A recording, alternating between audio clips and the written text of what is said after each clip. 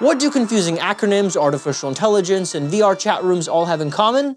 Nvidia. And no, it's not a rundown DVD rental shop downtown. Nvidia is an up-and-coming fabless technology company. By technology company, I mean they design and supply hardware and software to make computers smarter, faster, and more efficient. By fabless, I mean they focus on product design while outsourcing the manufacturing to external suppliers. So they take like a bunch of risk and give it to someone else. And by up and coming, I mean if they were a country, they would be the 6th largest country in the world. Their products are used in fields like graphics design, data centers, self-driving cars, and of course, gaming. Okay, but why should you care? Well, because of this number.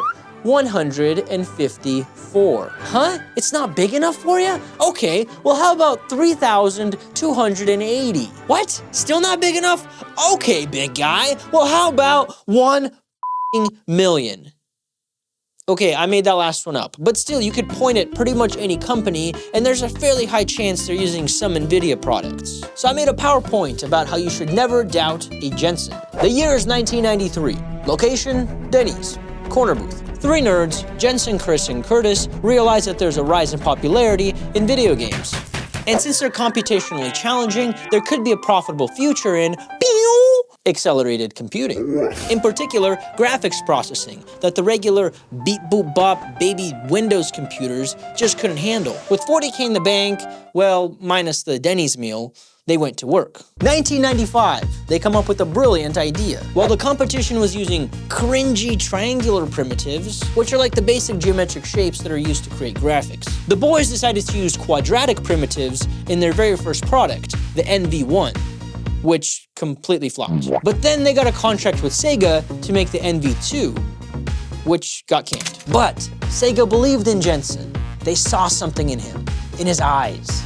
The future.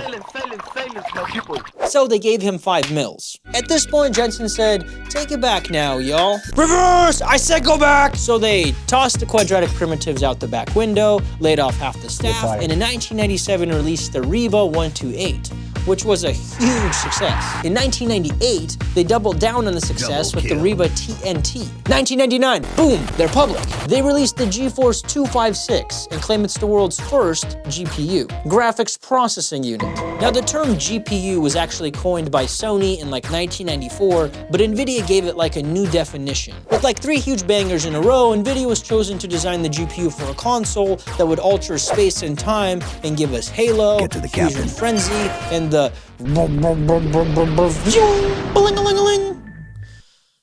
Xbox. Now from like the year 2000 to today, Nvidia's made like a crap load of hardware and software products that can be seen here. You might be wondering, how did they go from making one little wimpy GPU to being a titan of industry in like 11 industries? Well, part of the reason is that it was also around this time that Nvidia made a very strategic acquisition of 3DFX for $70 million. And then they bought Xluna, and then MediaQ, and then iReady, and then ULI Electronics, and then like 14 other companies. Jokes aside, this is actually nothing compared to other behemoths. Anyway, 2006, Nvidia creates a software platform called CUDA, which allows people to use GPUs for pretty much anything, and not just 3D printing models of jacked Pikachu. In 2007, Forbes named Jensen's little startup Company of the Year, and Barry Benson said, "You like jazz?" In 2009, Nvidia GPUs started to be utilized in training AI deep learning neural networks. At the time, it was said that by using GPUs, the learning speed would increase by 100 times. That's a lot. In 2018, a new HQ building was opened in the shape of a triangle. You know, because quadratics didn't really work out for them. Big win for gamers in 2019 when Nvidia developed a patch that allowed ray tracing in Minecraft. Very cool. What else? Oh, in 2021, they made a supercomputer to help with healthcare research in the Kingdom of England, Cambridge. They named the computer Anti-Diseaseinator 3000. Just kidding. They named it Cambridge 1. I know. In 2022, they created Omniverse, which is like a virtual collaboration platform. Essentially, it allows people to create shared virtual worlds that can be used for training AI, monitoring factories, simulating weather patterns, and of course, making crazy realistic open world games. It's pretty darn cool. Also, they opened up a new HQ building, which has like over 14,000 plants.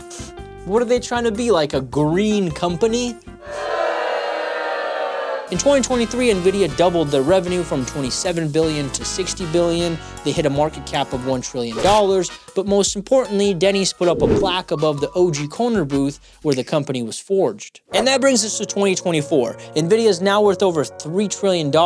They are ranked as one of the best places to work, with over half of the employees raking in over $228,000 a friggin' year. And their GPUs are so valuable, they have to be pretty much guarded by tanks. However, it wasn't all sunshine and double rainbows to the top. You see, Nvidia is somewhat of a bad boy and likes to be controversial every now and then, and has had to make a few apology videos along the way. Like in 2008, when they got hit with a class action lawsuit for faulty GPUs. Or in 2015, when they got hit with another class action lawsuit for false advertising. They've also had a number of anti-competitive practice claims, like the GeForce Partner Program and the failed acquisition of ARM, which would have made them a handful of money. Get it? Because ARM?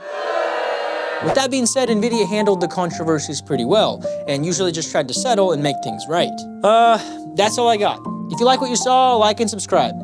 Thank you. The rat goes like this, like this, like this. You are now a normal rat.